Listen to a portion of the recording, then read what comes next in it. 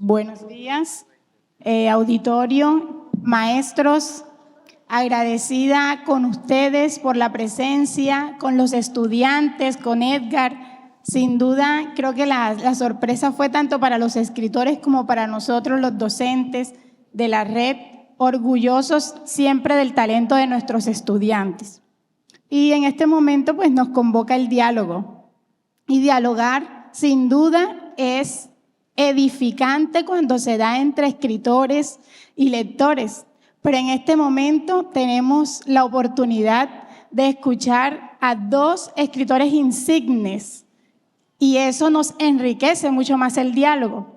En esta oportunidad tenemos al maestro, escritor escogido de Leer el Caribe 2023, Miguel Iriarte, y la escritora ganadora del programa Mandarache 2023, Margarita Yacobenco, con su libro, su obra Desencajada.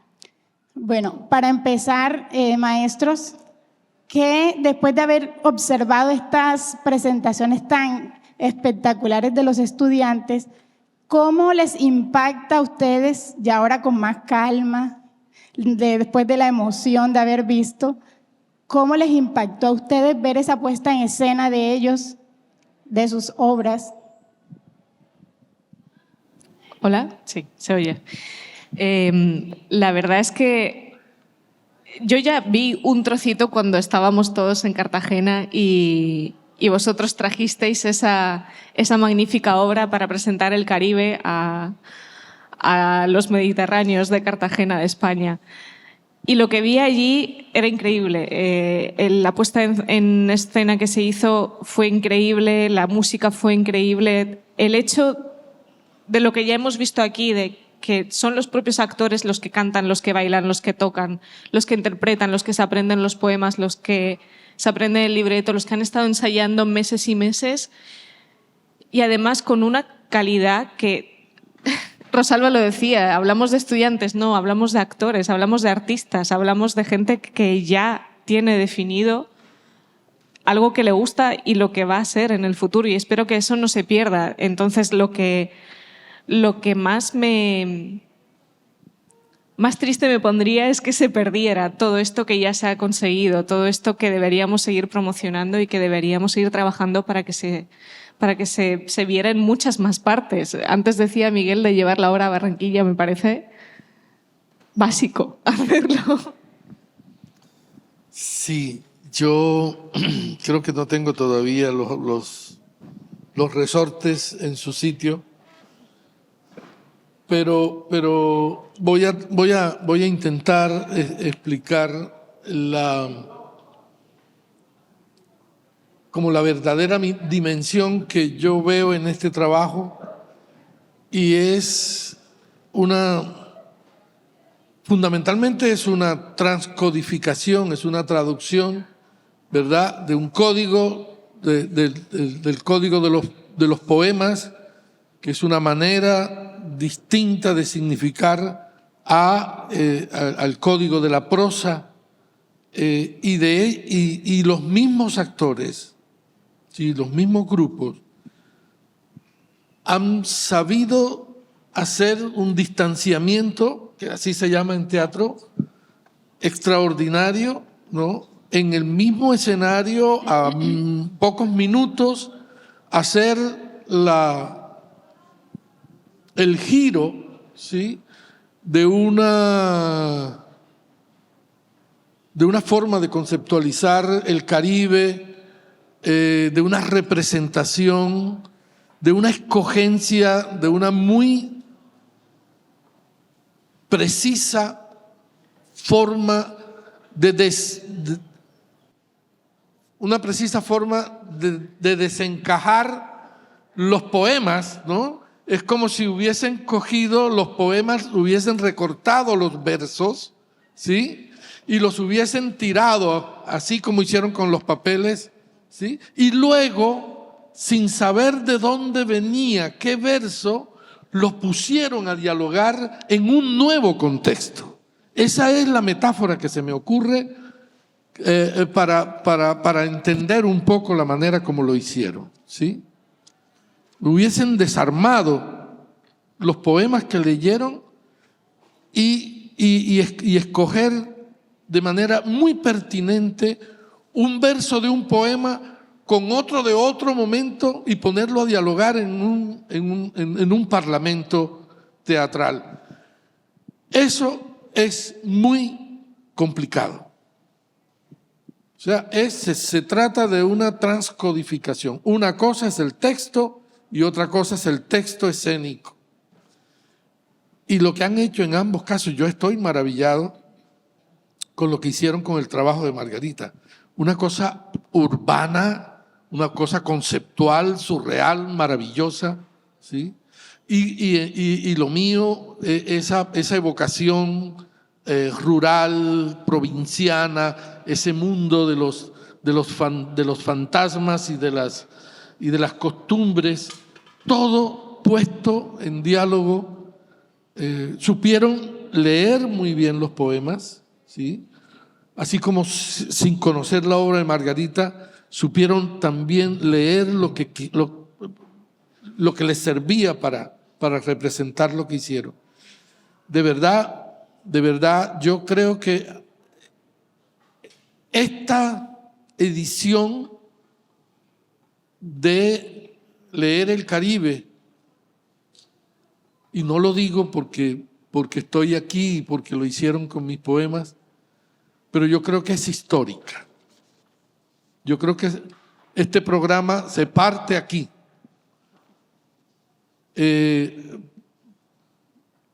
Yo hice teatro en mi juventud, ¿sí? Y lo escénico siempre me ha parecido extraordinario y siento una enorme fascinación por lo que son las artes performáticas. Y yo me imagino este trabajo después de 3 o 4 presentaciones, ¿no? Porque lo performático siempre es perfectible, entonces pueden ser realmente unos trabajos muy interesantes, de tal manera que yo estoy muy positivamente impresionado por el trabajo que han hecho estos chicos, pero sobre todo con el acierto de todos ustedes de haberlos ayudado y el haberles permitido hacer lo que hicieron. Porque podía ser también perfectamente que los coartaran, que no les dieran la colaboración, que no hicieran el contexto propicio. Entonces también tengo que valorar el gran apoyo que se ve que estos chicos han tenido de parte de las directivas de las distintas instituciones, de la red, del banco, de todos los que están implicados en hacer posible que estos muchachos tengan ya la posibilidad de un discurso escénico tan interesante. Ok, muchas gracias, maestro. Bueno, el maestro Miguel resalta mucho la intertextualidad que los chicos lograron con su obra, con sus poemas, y sin duda hay que resaltar también el apoyo de los padres de familia, de todos, de, como usted dice, los directivos, administrativos, docentes, de los que prestaron los zapatos. Sí, que los que están detrás de estos estudiantes que hoy hicieron una obra maravillosa. Un evento como Leer el Caribe, que lleva ya 20 años, este año estamos cumpliendo 20 años con el programa Leer el Caribe, que durante esos 20 años ha fomentado la lectura en los jóvenes del Caribe colombiano. ¿Qué connotación o importancia consideran ustedes que tiene para la juventud?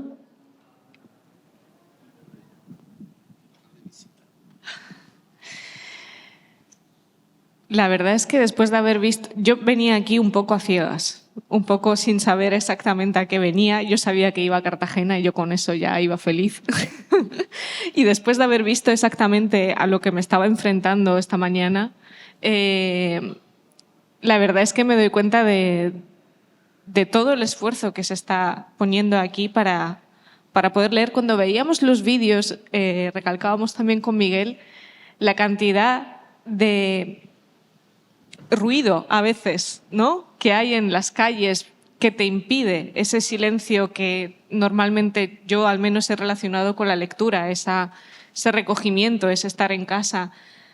Lo que estamos viendo aquí, los barrios, la cultura que tienen, no son propicios exactamente para ese silencio, por lo que hemos visto. Entonces el trabajo es 2, 3 veces mayor de lo que podría ser en otras condiciones, y aún así esas notas de te nomino a ti para que leas el siguiente poema, esas ganas de seguir con la lectura y sobre todo cuando tenemos en cuenta que a veces hay situaciones muy adversas para esa lectura, todo eso que está fomentando el programa me parece de un trabajo y un legado, porque esto ya es un legado de 20 años y que seguirá adelante, espero, y confío en que será así.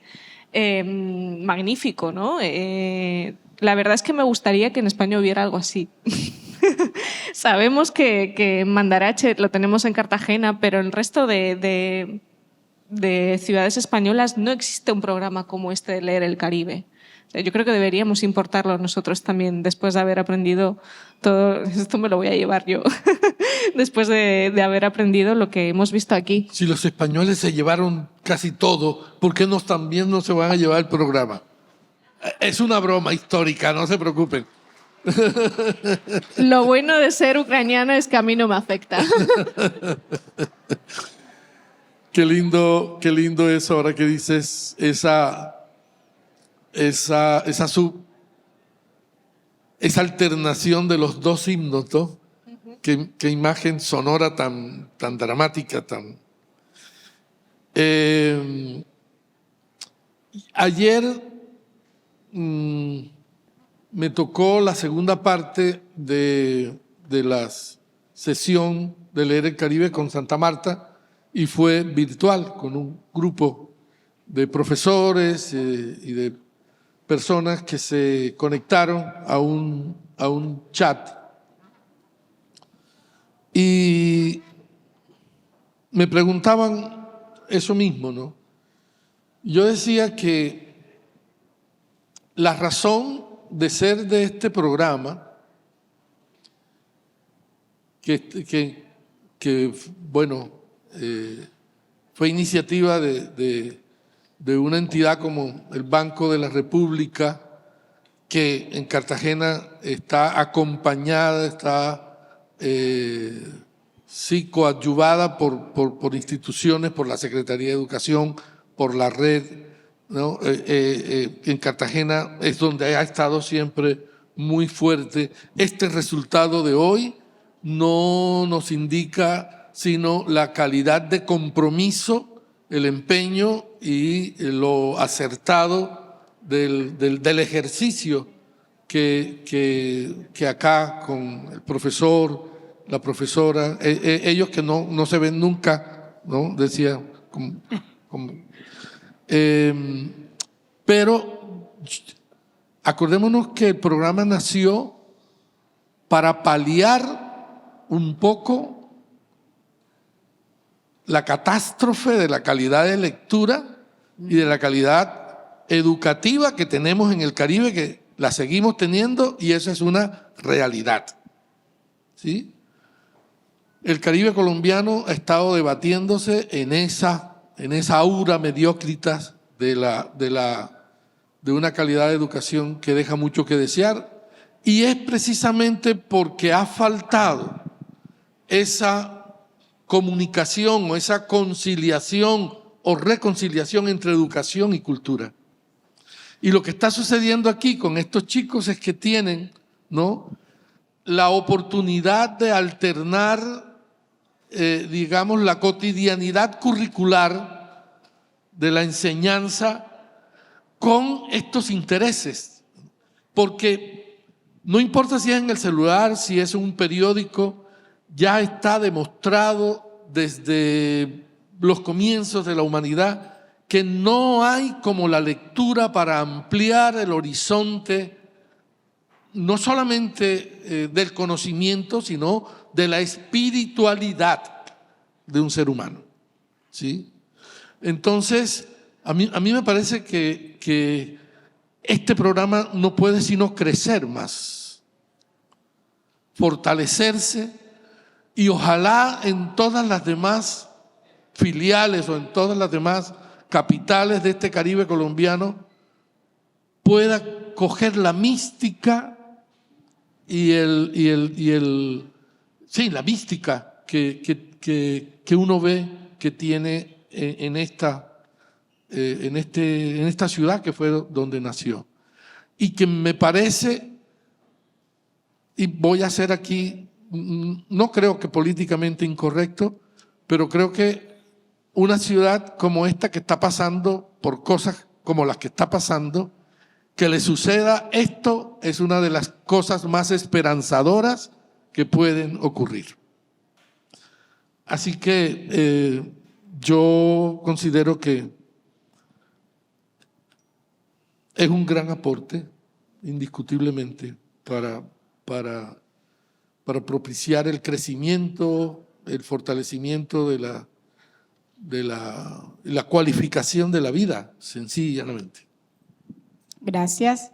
Bueno, ya para terminar, y a propósito de la mención que usted hace de algunos elementos tecnológicos que hacen parte de la vida y del contexto de los jóvenes, ustedes como escritores, ¿qué recomiendan? De pronto aquí estamos docentes, estudiantes, padres de familia.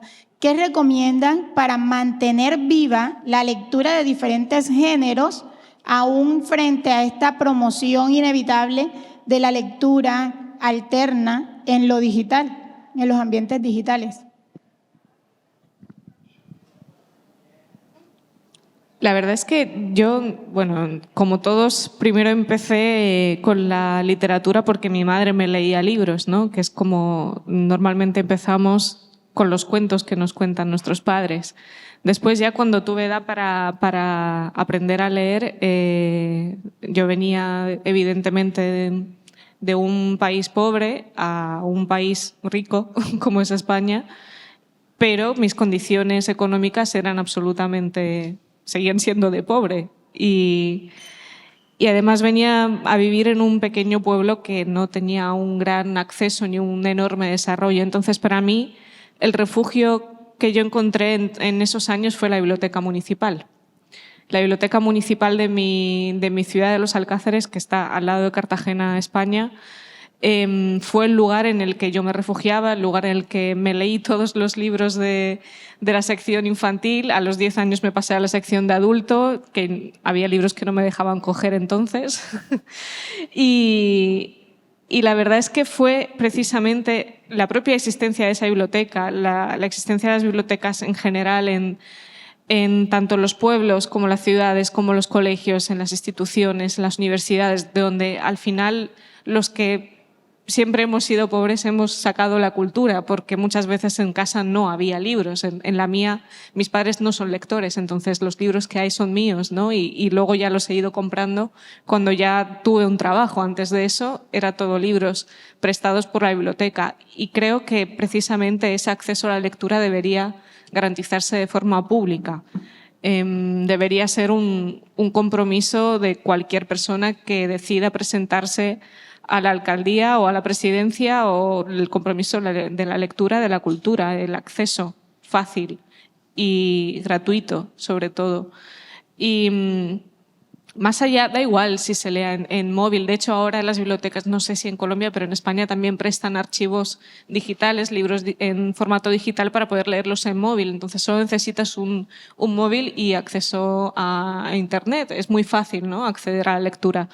Y teniendo, como tenemos todos en este momento, ese dispositivo en el pantalón, creo que no hay excusas para no leer. Entonces, otra cosa es que se presenten las condiciones que te rodean, que el ambiente sea adecuado, ¿no?, para propiciar esa lectura. Y ahí es donde debería entrar también las instituciones a trabajar para que eso sea así. Fíjate, yo no nací en Ucrania, sino en Sincé, pero tampoco tenía biblioteca. Mi padre era fundamentalmente músico y nuestra cultura era musical. Él se escuchaba los 3 conciertos de la radio difusora nacional, el de la mañana, el mediodía y el de la noche. Y yo me relacioné primero con la música de los grandes clásicos, que eran los que él escuchaba, pero él era también compositor de música popular. Entonces yo pasaba de Beethoven a María Varilla, de Alejandro Durán a Bartók, sin ningún problema en mi casa, pero no había libros. Cuando mi hermana Constanza se graduó de normalista, que empezó a trabajar en un corregimiento de Cincé, empezó a comprar, algunos de aquí recuerdan y fueron socios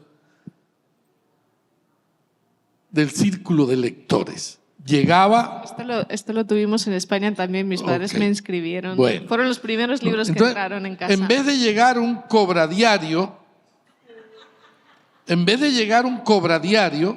llegaba el señor con la tarjetica a apuntar lo que tú buenamente podías dar por el libro que te habían dejado una semana antes o 2 semanas antes, y te dejaban otro que habías pedido. Y allí aprendí yo a leer a Borges, a John Milton, a Octavio Paz, toda la excelente literatura que tenía el Círculo de Lectores. Es una maravilla. Así que y ella tenía, por supuesto no podía comprar muchos libros porque era su suerdito de normalista principiante, y había una pequeña repisa donde probablemente cabían 20 libros. Y esa repisa, ¿no?, se iba llenando poco a poco, semana a semana, quincena a quincena, de libros, y esos fueron mis primeros libros.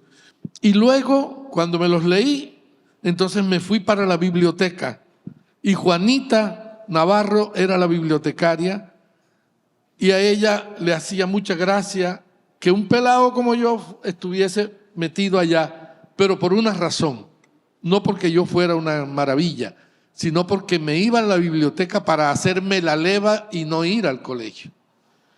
Porque le tenía terror a un profesor que me había desprendido las orejas, las 2. No me jalaba uno, sino las 2, y me había desprendido las orejas, y yo digo, yo para allá no voy. Y cuando empezaron a darse cuenta que me hacía la leva en la biblioteca, entonces Juanita me prestaba los libros y yo me subía al campanario de la iglesia y allá me escondía. ¿Y por qué subía al campanario? Porque yo tenía un truco de cómo volarme la reja y subir al campanario. Y como la iglesia estaba permanentemente abierta, mucho tiempo después, frente al pelotón de fusilamiento, la gente supo, porque no podían dar conmigo, que yo sacaba los libros de la biblioteca y me iba a leerlos allá.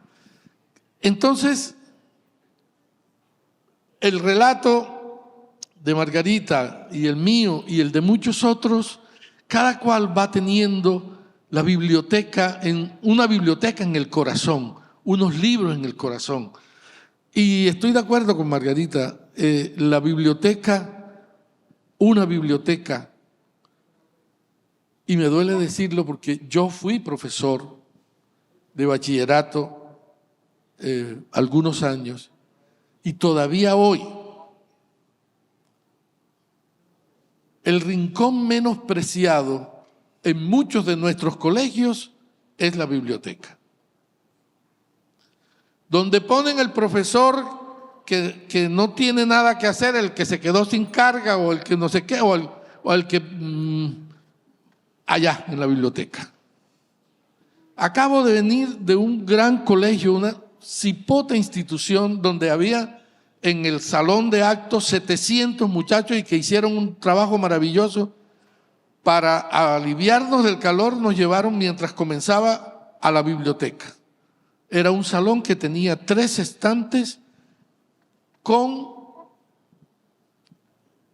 fascículos viejos, y yo dije, no puede ser. semejante infraestructura para esta es la biblioteca.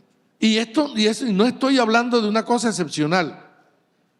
Estoy hablando casi de la regla general. ¿Sí? Entonces, debería, en vez de tantos billares y cajas de cambio, haber bibliotecas. Porque eso es lo único que nos puede garantizar un futuro civilizado, una manera distinta de vivir. Muchas gracias. Bueno, agradezco las respuestas que nos han regalado y creo que la conclusión de pronto de esa pregunta es acercar a los estudiantes a las bibliotecas, que haya bibliotecas más cercanas a ellos. No hay otra. Una de las cosas que comentábamos con el profesor allá y con Margarita, con el ejercicio de los chicos leyendo aposta, es que, fíjate, con un adminículo, ¿no?, posmoderno como el celular, haciendo una operación tan antigua como leer poesía, ¿sí?